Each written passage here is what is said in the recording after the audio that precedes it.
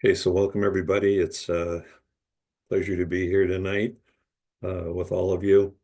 The topic after our sitting is going to be what do we do now facing chaos in America from a Buddhist perspective. And it's basically a talk about reframing our understanding and our experience of change and the nature of change. So I hope you find it interesting. I've been myself kind of grappling with everything that's going on and how to orient myself. And so the talk is in part about that. And I wanted to put in just a brief pitch this coming Saturday there at Mountain Stream. I'm going to be leading a one-day retreat, and it's going to be on the nature of self. Um, True self, um, myself, no self. And this is a topic that I think everyone who has any familiarity with Buddhism knows that's one of the core issues. And my sense is that as intellectually, it's not all that difficult to get a hold of at least the fundamentals of the concept. But as an experience, my experience is working with students is that it's elusive.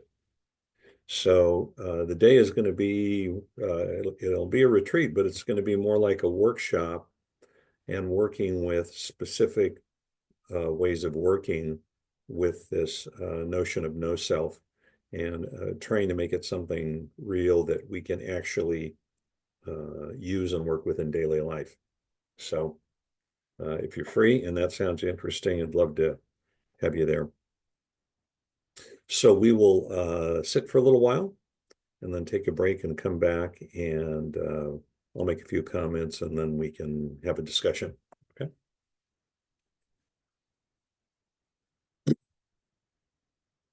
Okay, so maybe as a starting place, just notice if there is a habitual way that you begin your meditation,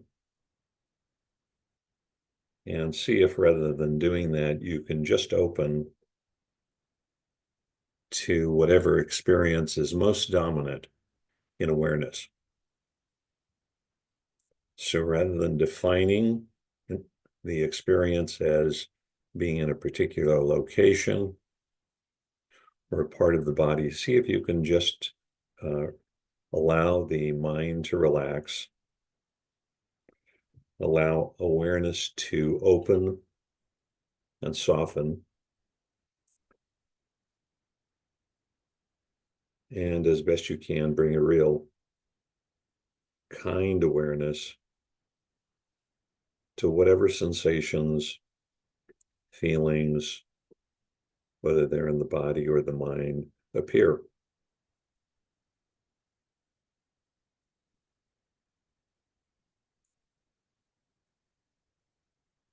And they will appear because the nature of experience is energy expressing itself in the body through sensations, sensations in the body and the mind, feelings, pleasant, unpleasant, neutral, or actually not knowing if something is pleasant, unpleasant, or neutral. And then thoughts and emotions expressing themselves as sensations and feelings in the body.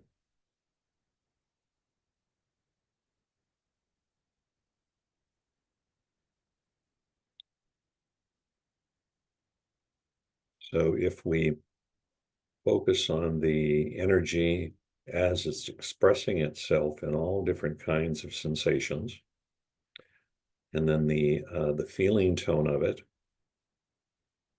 or the stronger tone, an urge of wanting or not wanting, but just stay at that level. We can stay out of all of the complications of thinking.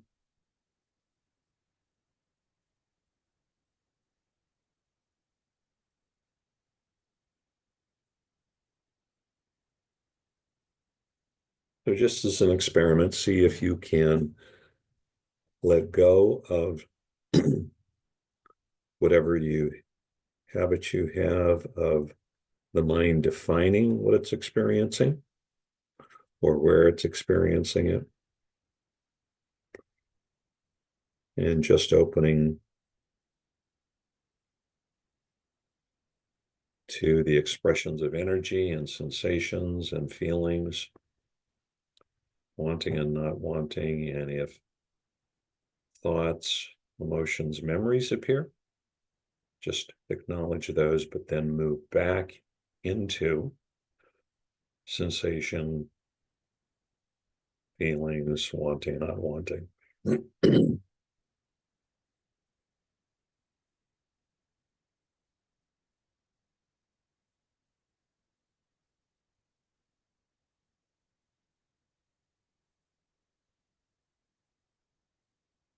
So this may be a little bit different than the way you normally approach your meditation, but if you're willing to experiment, you can see that you can just let go of any model or habit and let go into the energy, the sensations, and the feelings.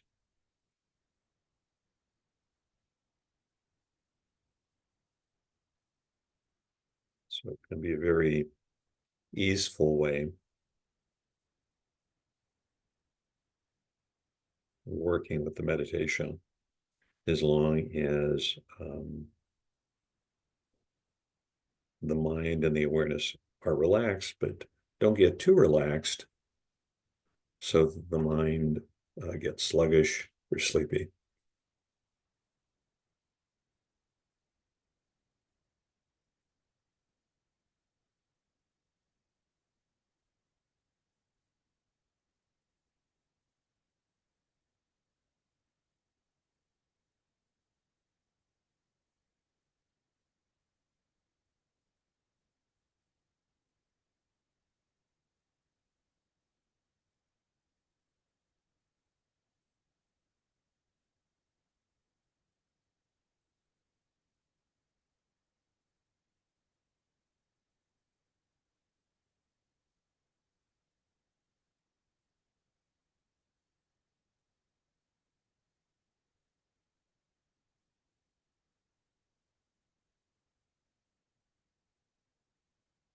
If it seems like the awareness or the mind needs or wants a little more structure, you can use the body as a whole as an anchor, so that you're holding the sensations and the feelings, pleasant, unpleasant, or neutral, or wanting and not wanting as sensations and feelings within the large container of the body.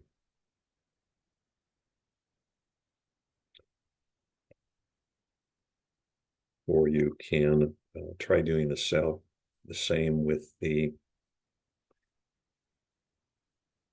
experience of the air moving into the body and moving out, but once again, holding it in the body as a whole and relating to that movement within the body as a whole as an expression of energy, of sensations, feelings, wanting, not wanting.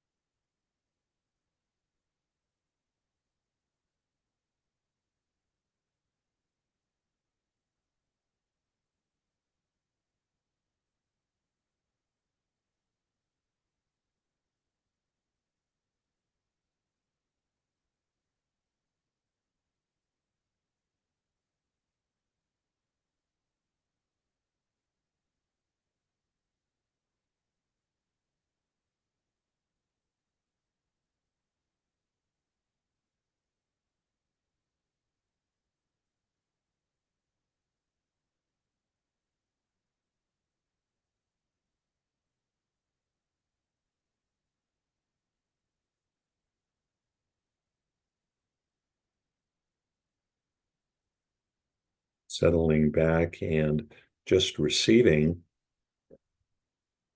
experiences as they appear, and they're there for a moment and then they disappear.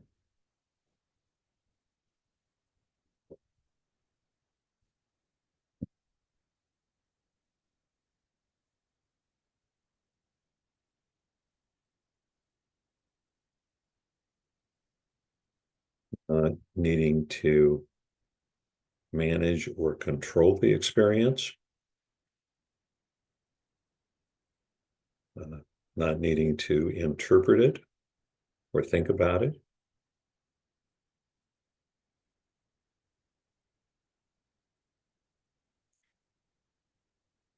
Just relaxing into the flow of sensations and feelings appearing, changing, disappearing, morphing into something else,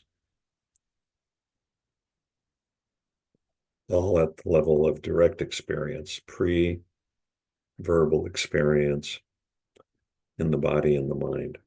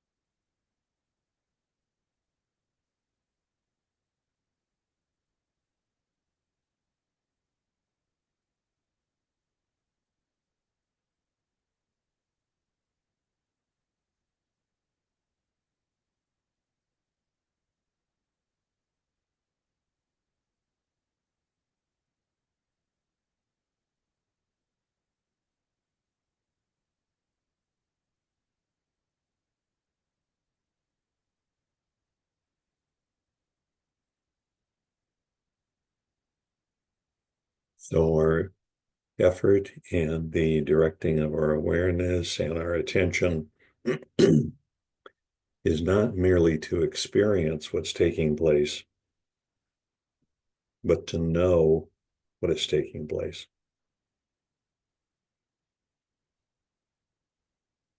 So if a sensation appears,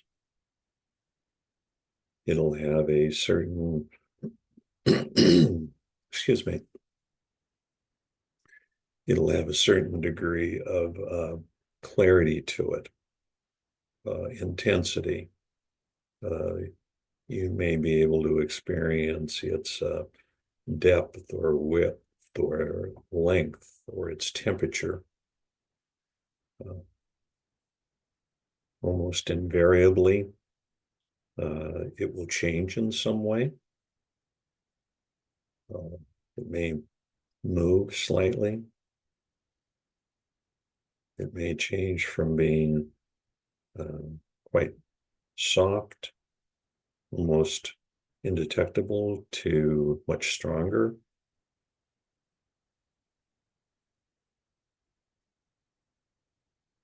if an experience appears and is received and has a feeling tone to it, it'll have a tone of pleasant or unpleasant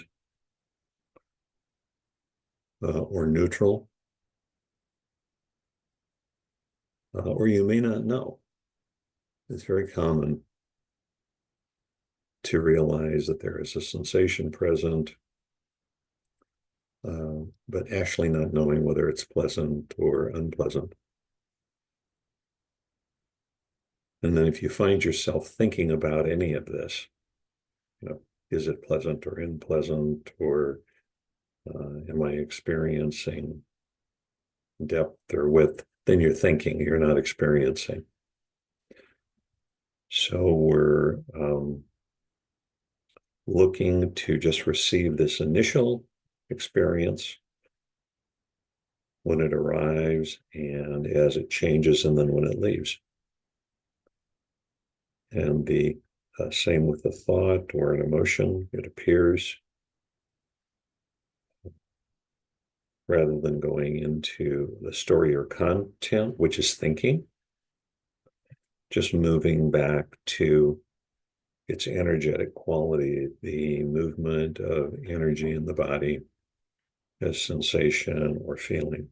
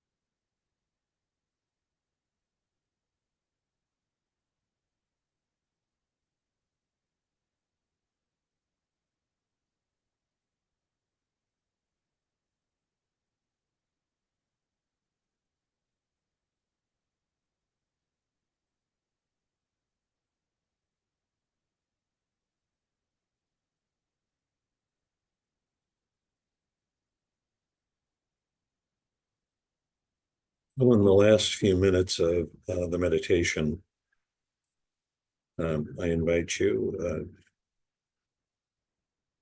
to reflect for a moment on your experience during the meditation. If you tried to follow this approach, what was your experience? What happened?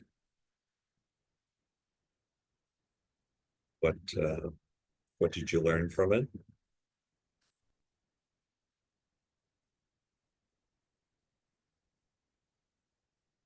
If you decided to try it, were you able to stick with it? Or did your mind automatically, some way through the meditation, just revert to whatever the normal model you use?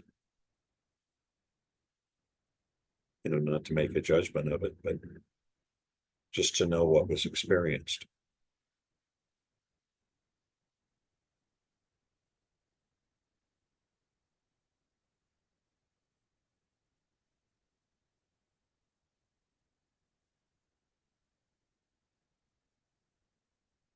And then allow the awareness to begin slowly uh, moving into the body as a whole, as a physical presence,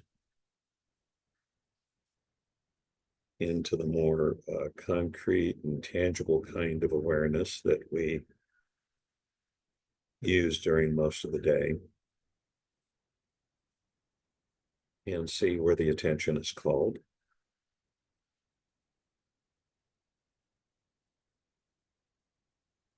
Just begin feeling the weight and the solidity of the body, and the sense of stability and security and safety that we can have uh, by inhabiting the body in a really alive way.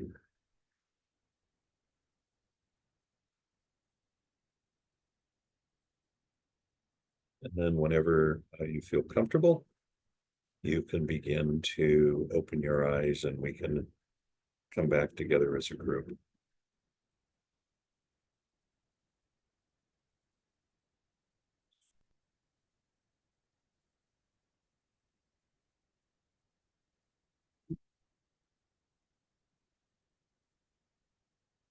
Okay, so thank you very much. We'll break for, just take a short break. I think normally just like maybe 5 minutes. So my little clock here says it's 6:30. And if yours is a little different, just add 5 minutes to it. So, and then we'll come back. If you have questions or thoughts about the meditation, we can do that um, along with the discussion at the end of the talk. Okay, great. So thank you very much. We'll see you in a few minutes.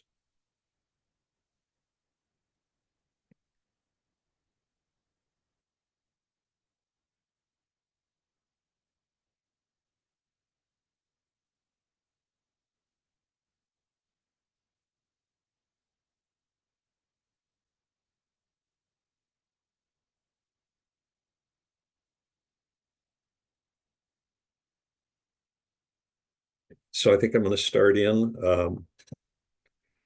Welcome again. It's really a pleasure to be here, everyone on the line and everyone in the Dharma Hall. The talk discussion this evening is going to be about what do we do now facing chaos in America from a Buddhist perspective. And it's part of the mountain stream theme this month of embracing change. So this talk in particular is going to be about reframing our experience, excuse me, and our understanding of change. So kind of as a starting place, I think it's clear to all of us that something's really happening in this country and actually in the world. Uh, it feels like it's happening at a speed and an intensity that is unusual, at least for my lifetime. It seems significant. There's lots of theories and ideas about why it's happening. It's easy to speculate, but I don't know about you, but I'm very clear that I really don't understand in any kind of tangible, in-depth way what actually is going on. Um, I don't know what this is. And so I think from a practice perspective, um, this is a good thing. Not knowing isn't ignorance. Ignorance is thinking that you know what's going on, and it's not what's happening. You know, it's the story that you're creating about it or a misperception. So not knowing it is a healthy thing. It's uncomfortable. Uh, it makes you feel uncertain and confused. And if that's all it was right now, uh, for me, that would be fine. But what feels like happening right now feels disorganizing and destabilizing and vulnerable and kind of at risk. It makes me remember growing up in the 60s, where there was so much turmoil around the war and civil rights and women's rights and you know, a whole series of assassinations that we had within 5 or 6 years. I'm seeing that friends, Sangha members, um, students of mine, there's just a sense of being unsettled and off balance, a little disoriented. Um, and I've noticed that when you attempt to talk about the change that's going on right now, uh, almost immediately you get reactions. You don't get responses. There's a lot of emotionality, clouded thinking, uh, reactive speech. I think a lot of people just want to disassociate. And for me, the most troubling part, and this relates to my role as a teacher and then as a Sangha member, is it feels like a lot of people are disconnected from their practice, that they're confused about what to do, that and it can take a lot of different shapes, but it just feels like a lot of people are lost at some level. So what I'd like to talk about tonight is, well, what do we do with this from a Buddhist perspective? And as a spoiler alert, um, you know, there's no easy answers. There's no quick fixes. There's no silver bullets. Um, and I actually think that this is quite complex and that change is complex because in every moment of change, something is dying and a loss is taking place. And almost concurrently in that same moment, it's the next moment, but it's so close that something is being born and a possibility is opening up. So the potential is enormous, and processing what's being lost and the sense of disorientation around that are two different things, and both of which we have to grapple with. And I'd like to talk about a couple of different ways of dealing with this. The first one is that change is not a mistake and it's not an accident. And from a Buddhist perspective, it's actually a path. And if you look at the historical Buddhist system for practice, it's not based on retreating or withdrawing or avoiding, not engaging or disassociating from change. It's actually just the reverse. Change is front and center. It's one of the Buddha said, one of the three characteristics of reality, of all experience, of all events, and at the center of practice. And it's the one constant that underlies all events, that they will in fact change. So the Buddha was seeking a form of freedom and satisfaction and peace that was based on constant change and not dependent on outer circumstances or physical conditions. In other words, an effort to find internal balance as a precondition to acting skillfully in the world and helping others. And I want to repeat that because it actually took me quite a while to get that, because I came into practice really suffering and confused. And I thought what this was about was kind of managing and controlling all my emotions and my thinking and my thoughts and getting everything in place, and everything would be okay. And there certainly is that aspect of practice in the sense of making wise choices about your conduct, your speech, who you associate with, how you live. But the more profound aspect of practice and the core practice is seeking a form of freedom and satisfaction and peace, which is based on the fact that everything is changing and the freedom, satisfaction, and peace are not dependent on outer circumstances or physical conditions. And if we don't get that, we can spend an enormous amount of time and lots of effort and not really get where we want to go, because what we're doing is we're dealing with the symptoms of suffering rather than getting to the underlying cause. So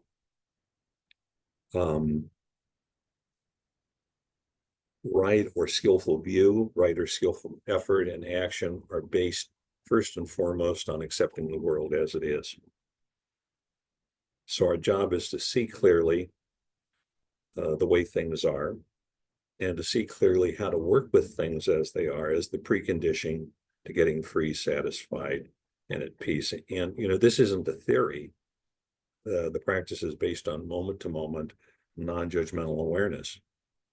And so this literally means that in any given moment, looking at the clarity of our speech, our thinking, our emotions, our behavior, and seeing whether we're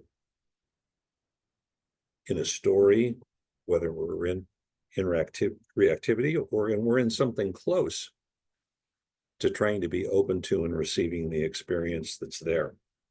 And I want to give you just a little bit of experience that I had during the last year that may be helpful in illustrating this idea of actually being with, being willing to, and accepting the way things are. During this last year, my oldest Dharma buddy, we practiced together for years and years and years, went to India together on pilgrimage, became very sick, is complex, 5 or 6 major diagnoses, and he was hospitalized and in and out of a number of like 22 different facilities over 6 or 7 months.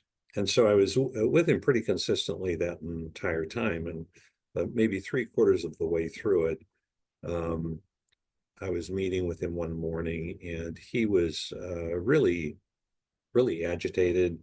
And he was particularly agitated about the fact that he was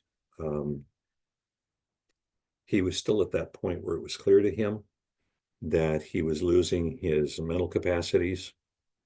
And he was really suffering around that. And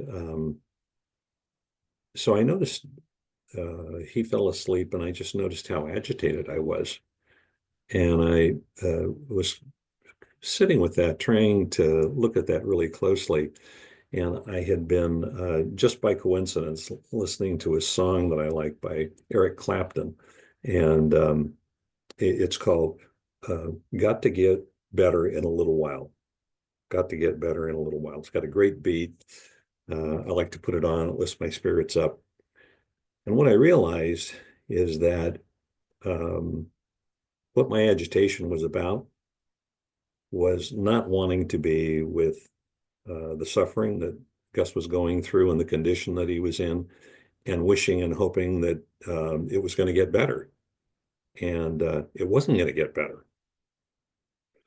And so it became really clear to me that my suffering around this, among other things, was because I wanted it to be some way other than it actually was. And it was a real moment for me.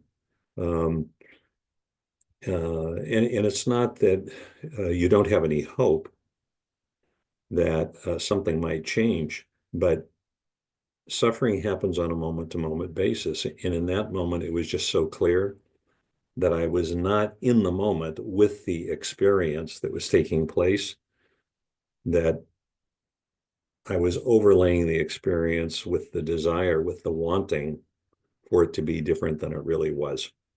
And that was clouding my mind and clouding my ability actually to be with him and be really supportive. So the first idea that I think is really helpful is realizing that um, change is not an accident. Um, it is the nature of things. It's the basis of Buddhist practice, and it's the doorway. It's actually a path. Um, and we can embrace that path and explore it, or we can oppose it. And if we oppose it or resist it, it's guaranteed to cause us suffering. Okay. So the second idea I'd like to share with you is just about the nature of change itself. And this in a way relates to the meditation approach that I was suggesting when we started. And change by its very nature is a process. It's fluid, it's alive, it involves movement and energy. It's a constant stream of events and experiences. Um, so the situation that we're confronted with is an odd one because we know something's going to happen, but because we know it's going to change, we don't know what's going to happen, but we have to be ready for it. I mean, this is basically what Buddhist practice is about. And the Buddhist response to that is to develop a flexible, adaptable, inclusive mind and heart. The flexible, adaptable, inclusive mind and heart. It's the reverse of attachment, holding on, fixed view. And it's finding an answer to whatever the issue is that we're dealing with in the middle of the process, in the middle of the movement, in the middle of the energy, while it's taking place in our own body and mind. It's based on direct experience, not figuring it out.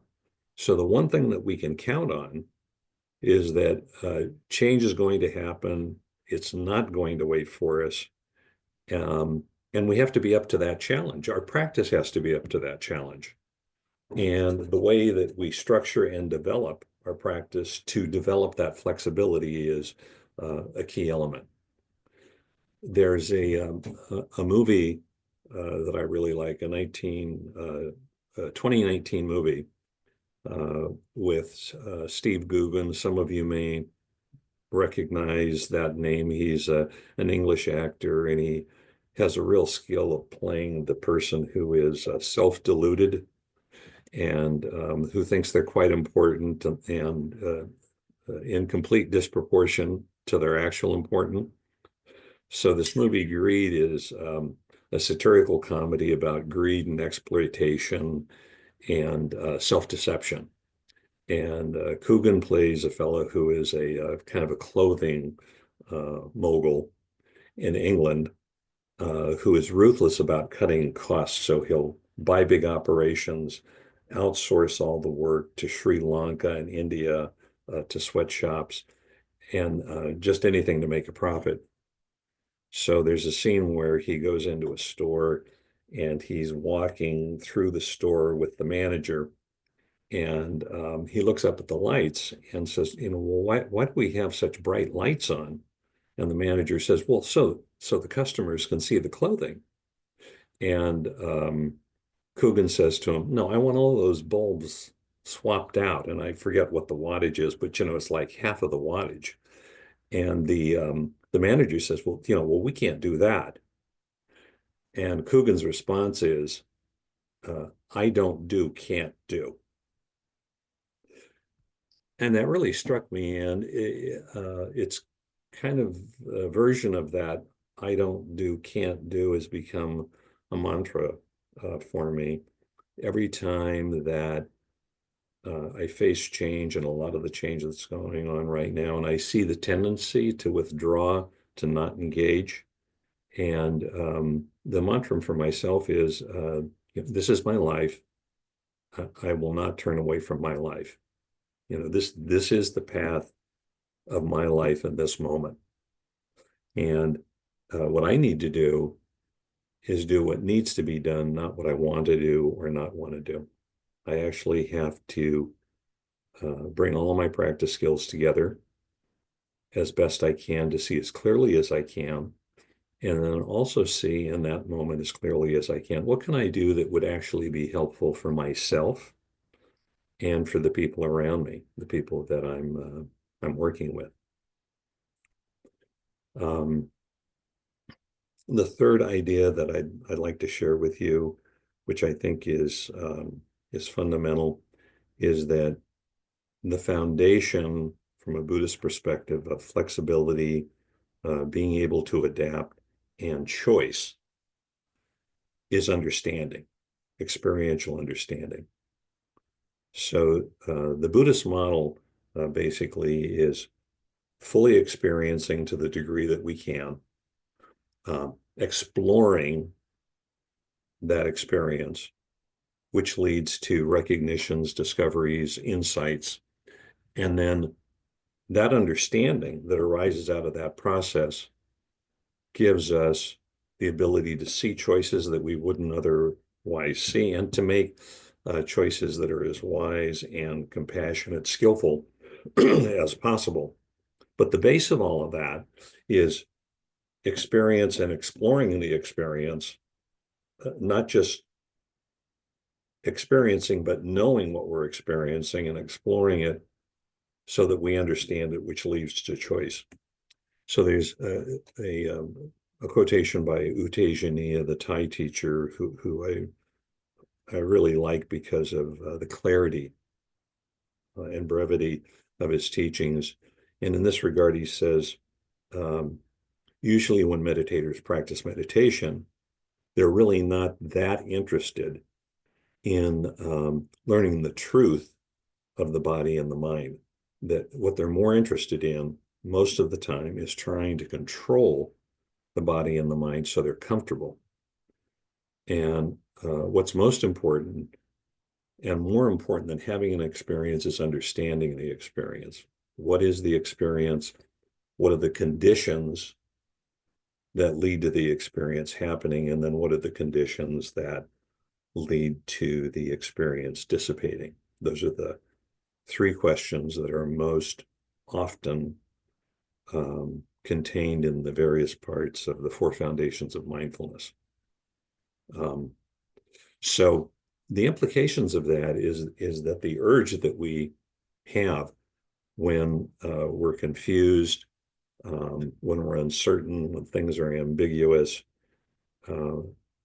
as a result of change, is the urge to do something, to figure it out intellectually, to fix it. And so this urge manifests as management and control.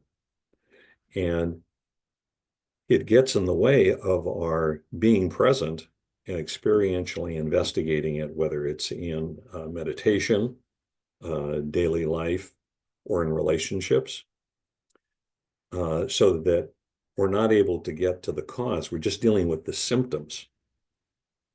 And it keeps us actually in a bubble and relating to the experience that's troubling us in the same way, so that we're sustaining the type of suffering we're going through and the confusion.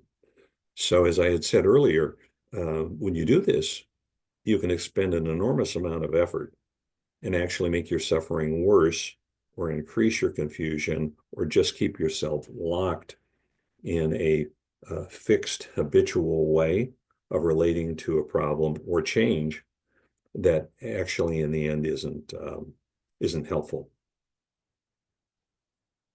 So let's see, what else do I want to say here?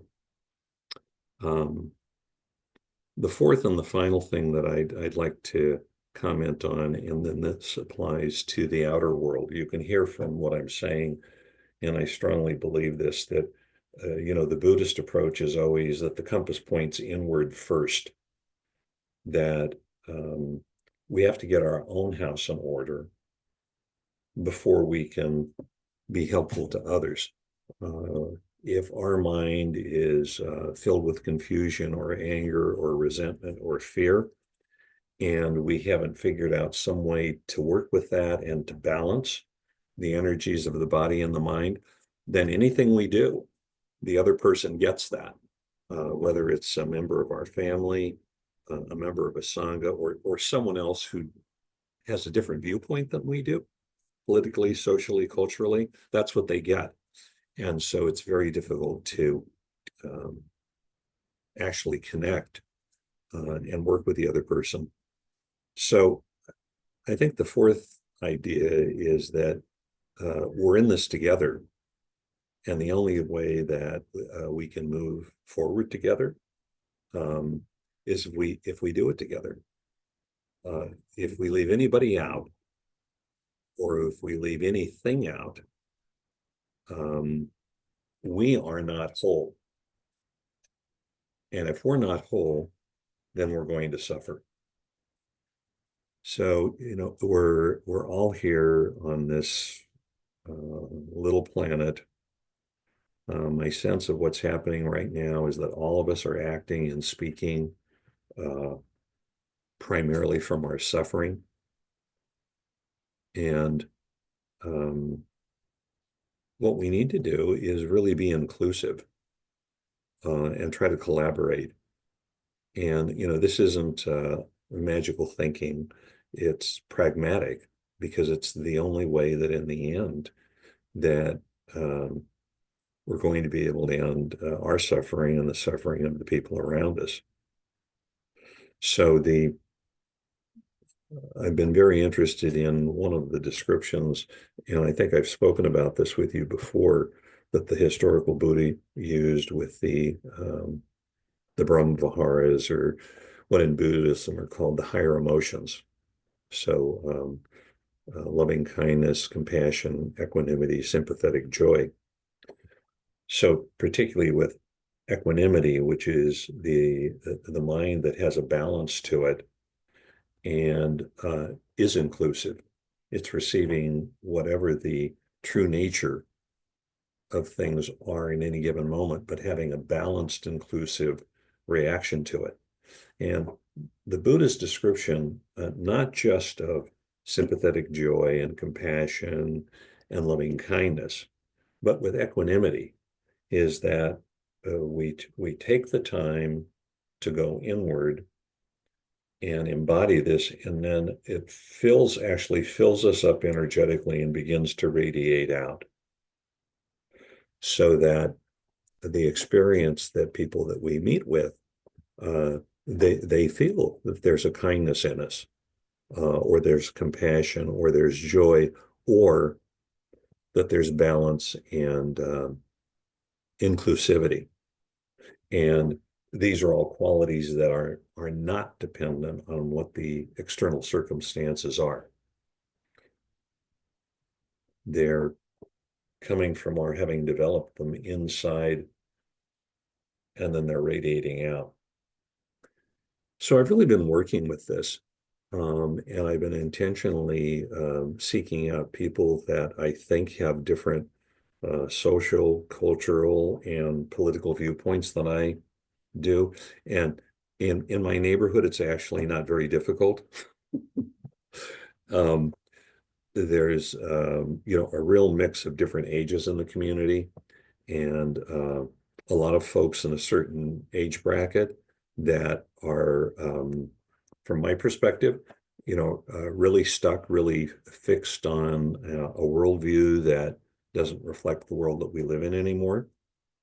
But I've been making a real effort to first just try to connect with them at a completely human level. And just as a quick illustration, one of my neighbor's husbands died last year, and so she's having her bathroom redone because her husband died in the bathroom. And every time she goes in the bathroom, she thinks of him. So there's been a workman there for 2, 3 weeks. And almost every morning when I walk my dog, he's out there, so I'll stop and talk to him. And we've, kind of struck up kind of a nice friendship. And we've been able to talk about his work, which of course everybody wants to talk about their work, about his children and my grandchildren, about his dog and my dog. And, we've just had this nice, very light relationship going on. So a couple of days ago, when I I was just leaving after talking with him, and he said to me, well, good luck with the rest of the day. And I said, well, yeah, I guess good luck to all of us right now. And he took that as an opening, that I wanted to have a political discussion, and then started expressing a whole series of views quite adamantly that are, I would say, polar opposites of where I'm at. And so, um, you know, this work that I've been doing on really trying to seek out people that I disagree with and trying to embody equanimity and kindness. So I said, okay, well, this is great. This is what I've been looking for. And so I just went back and made an effort, just like with my buddy, with Gus. Like, no, this is the way things are. This guy obviously strongly believes it, but I have some kind of commonality with him that we have together, even though it's light, because we both realize, that we love our families, we love our kids, we love our dogs, we love our work. And so I just spent like 15 or 20 minutes with him, exploring what he thought. And he felt so strongly about it, he was quite willing, just if I asked in a gentle, kind way. Um, You'd say things and I'd say, well, I haven't thought about it that way. How do you get to that conclusion? Like, well, can you give me an illustration of why you think that happened? And well, how, is that actually happening in your life, or do you think that's happening in the country? And we actually had a really good discussion. I didn't change his mind, uh, and he certainly didn't say anything that changed my mind. But we actually made a connection and developed a starting ability actually to have a discussion about something that I've kind of had in my mind, that someone with his views that we couldn't talk about. And so I think for me, that's a starting place. Um, and if I can do enough work on myself, if I can get centered, if I can really embrace the nature of change and actually want to see things as they are, um, not the way I hope they are, uh, and be willing to do that even though I don't like the way things are, I have a starting place to actually really develop my own practice and develop my own capacity to be with change, and then have the possibility of making some skillful choices for how I can be helpful to other people and maybe to the country. So whether that's deciding to try to have discussions with gentlemen like this, being involved in some group that's involved in some form of social, political, cultural action, um, whether it's more political, um, supporting something or opposing something, well, then I can make all of those choices with a calmer, clearer, kinder, more equanimous mind. And I've got the chance of making a better decision, which is actually a helpful decision. So just as a closing thought, and then I'm going to open it up for questions, is I think one way to implement some of these thoughts um, is just regularly to be asking ourselves in any given moment. You watch the news, you talk with somebody, um, and to recognize that part of what's happening is that something has changed. You've turned on the news or you've heard something on the news, and that uh, what's appeared, your relationship with that is what upsetting is causing the suffering. Now, it's true that in the outer world, there's a whole series of things going on, but the reason we're suffering is because of our relationship with the experience that we're seeing in the outer world, it's not because of the event in the outer world.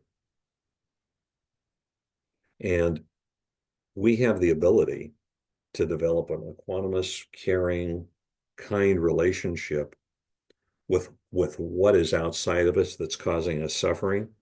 And the motivation is that if we can do that, we can not only diminish our own level of anxiety and fear and suffering, but we have the possibility of making some better choices and actually being helpful. So I think I'm going to stop there and then open it up. We've got a little bit of time for questions and answers. And Robin, you may need to help me if people are raising their hands online, because I can only see part of the group. Yeah, thank you, Dennis. For those of you on Zoom, if you have a question, you can go to your reactions under more and raise your hand. And Jen will call people in the hall. Press the microphone in the hall. Your reaction can be an objection. And can you start with your name and hold it close? Hi, my name's Rory. One of the things I'm struggling with is the concept of do no harm. And what I see happening very quickly is harming a lot. So I try to make peace with that, if you will, but it's a big struggle. Well, I don't think there's any way around that. You know, we in this country, we have been so fortunate and so privileged that we haven't needed to confront the fact that people all over the world every single day are subject to slavery and abuse and slave trade and crushing economic conditions and racism. And you travel overseas at all, it's in neon, and we haven't had to do that on a daily basis. You know, we've thought that we're different than that. And so I think this is one of the toughest things for all of us. And having said that, that is the nature of things right now. And so somehow we have to include that and accommodate it in our understanding of the world as it is and as a basis for deciding how we can be helpful. So, you know, I've always been fascinated with the ideas of, you know, like not knowing, a beginner's mind being venerated. And as long as the change that happens is the kind of change we like, we just love beginner's mind and not knowing, you know, it's just filled with possibilities. And then when it comes to the kind of change we don't like, we're not so big on beginner's mind and not knowing. The uncertainty feels threatening. But that's where where we are. And so when I had said earlier that change is complex, I think this is the central thing for us all to reflect on, and then in our meditations and in daily life and in our relationships to see how complex it actually is. There's all kinds of loss going on, and there's all kinds of new possibilities appearing. And understanding that in a deep way is, for me, and I think from a Buddhist perspective, the starting point of everything. If we don't get down to that fundamental level at a deep experiential level and accept that that is in fact the nature of things, then we're in turmoil all the time, but we're in turmoil primarily trying to fix the symptoms of the change rather than deeply embracing change. We're still going to suffer, but it's a different kind of suffering. So.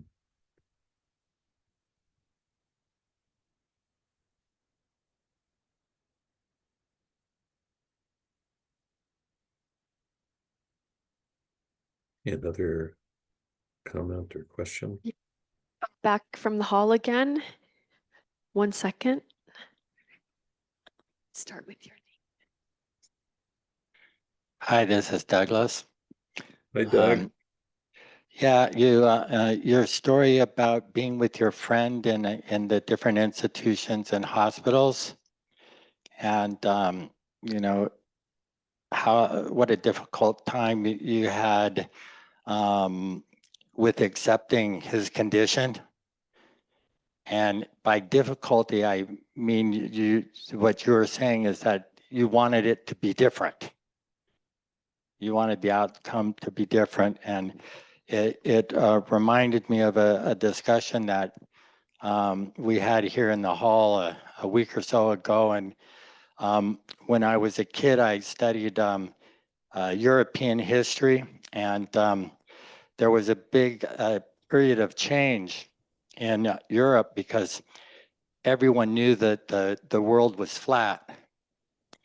And then some people were suggesting that it wasn't, and it might be round. And you know, people were put to death over having a different a view of what this reality might be. And then, you know, a couple years later, it became kind of common knowledge that the world was round, and people were ridiculed for suggesting that it was flat. And as a kid, I realized that you could believe anything you wanted, but it didn't make it true. And more so than just that, I came to the conclusion that there was a lot of things I didn't know. And that to impose a belief on the unknown was completely, you know, unnecessary and irrelevant. And when I was listening to you telling about your thoughts about your having sitting there with your friend, it was reminding me of all the different ways that I want things to be different than the way they are, and just how exhausting that gets. Yeah, well, this is the nature of the mind, right? It's the wanting and the not wanting. And in the case with my buddy, what became so clear to me is just to make a distinction, in that case, it didn't have to do with belief. It had to do with really seeing that I was resistant to the way things were in that moment, that my mind didn't want them that way. And it's just so fortunate because it was so clear and so dramatic. You know, it's a pre-verbal experience that I was able to just settle back into the moment and be with him. And I pretty much was able to do that for the rest of our experience until he died. So if we can, you know, ignorance is a powerful thing, and one of the most powerful parts of it is the stories that we make up about our lives and our experience, and impose it on the experience. So we're not experiencing what's there, we're experiencing it through the filter of a story, or wanting or not wanting. So it's part of the big work of this practice. And thank you for your comment. Yeah, to add to that a little bit, people here in the hall know that I had a femur recently, and I was experiencing a lot of pain in my inner thigh, and it felt like a sharp jabbing. And you know, it's funny, I could handle the pain, but I started making up stories about what was causing that pain. That, you Sure, know, maybe it sure. was a shard of bone had fallen loose and it was floating into my muscle and jabbing into my muscle, and that it could cause some real radical harm to me or something. And I came up with a lot of different stories about what was causing that pain. And then slowly it kind of went away. Anyway, the stories ended up being worse than the actual dealing with the physical pain. Yep. Yeah, well, that's it. That's the second dart, right? The suit on the second dart. So thank you very much, Doug. And maybe one more. Yeah, Brenda? Yeah, I really admire, Dennis, that you were able to have this conversation with this person. It's something I aspire to, and I have lots of opportunities because in my own family, my sister is at the opposite end of the spectrum. I mean, polar opposite of my views. So, do you have any tips for, because what happens for me is I guess emotionally or whatever, I get derailed really quickly. Like, because to me, it's just so insane. Some of the opposing viewpoints, I mean, they're not logical. They don't make sense. And I'm a very linear, logical thinker. Yeah. So I start melting down, quickly. And then of course, the conversation goes south. So yeah, I mean, because you gave an example of some of the questions that you asked, which were like from a curiosity, like staying in curiosity about how he came to those conclusions or how he had those viewpoints. Well, when I said, like, as a spoiler alert, that there is, this is a topic where there's nothing easy. There's no simple answers. And so I think two things really. The first thing for me is I know in my own experience and almost everybody I know that if you feel that someone is actually genuinely listening to you, that it changes the nature of the experience, that people soften just a little bit. And if they feel that you're listening with an agenda, or if you're listening from a defensive place where you're trying to catch them or criticize them, it's a different discussion. So I think that takes a lot of, I'm speaking for myself, that's taken a lot of work, and it still does for me in many circumstances when certain topics to come up, to actually try to settle back into a place of, I actually really want to understand. I mean, this is like the most basic aspect of the contemplative practice. And the only way I can understand is if I can actually listen and try to sense where the person is coming from, because my belief is in this area, most people are just talking from their suffering. So what is the specific suffering that's driving that? I mean, that's what I'm trying to get to. What is the specific fear? What is the specific anxiety? And you can't ask it directly, but if you can actually have a discussion, you can get there. So that's the first part. The second part is, I think we just have to acknowledge that there are real limitations right now, that on cultural, political, and social issues, that many people are so fixed and so adamant that the kind of discussion I'm talking about is probably impossible. And so setting up a boundary for yourself that my approach is, I am really willing to try to do this. I don't need to convince anybody, and I actually want to try to see if I can create the conditions where I can collaborate with people at some elemental level to start something.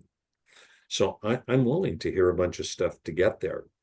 But if the person is so locked that they're just repeating things, and any question you ask them, almost start beating you up, that whole thing that happens, then I'm just not going to stay there. I'm going to change the topic, or I'm going to leave. Or I'm going to say, you know, I just think it's, I'm just going to be really honest and say, you know, for me, I think maybe we change the topic because this isn't helpful for me. I think if you don't do that, you're just causing your own suffering. So, I mean, there are people now that I know I can't have that discussion with, at least at the moment. And so, either I don't get together with them, or I get together with them and we have a very clear understanding that we're not going to talk about certain things. And then, you know, maybe we can get to the point where we can talk about them again. But, you know, it's all about suffering. And I don't think it makes any sense to put yourself in a situation that you know you've reached a point where all you're going to do is suffering, and then you're not going to be helpful or skillful for yourself or the other person. So once I see that that's where I'm heading, I try to get out of there. You know. Yeah. So Thank you. yeah, thank you. So listen, I'd really like to keep this going, but we're running out of time. And just as an aside, this is another pitch for Saturday. There's, you know, just to guess where does all the dualism, you know, the either or kind of thinking come from that is plaguing us with all of these issues? And you know, it's coming from the sense of self. There's only two alternatives. It's right and wrong. And suffering becomes, you know, self-perpetuating once the sense of self emerges, because then that is what fuels all of the craving and attachment, and it becomes circular. So figuring out how to soften that and work with it is what I'm hoping will make a little progress on Saturday, and which in my opinion is really the part of the key to getting over what we're in. I mean, it's one thing to say, well, you've got to put your ego aside.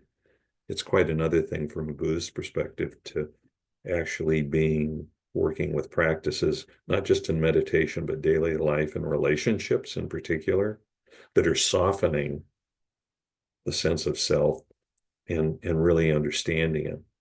So I'd like to thank all of you very much for coming tonight, your participation, and may the good intentions of all of us in trying to deal with this in a helpful and skillful way support the lessening of suffering and bringing some element of happiness into the lives of suffering beings all around the world. So thank you very much.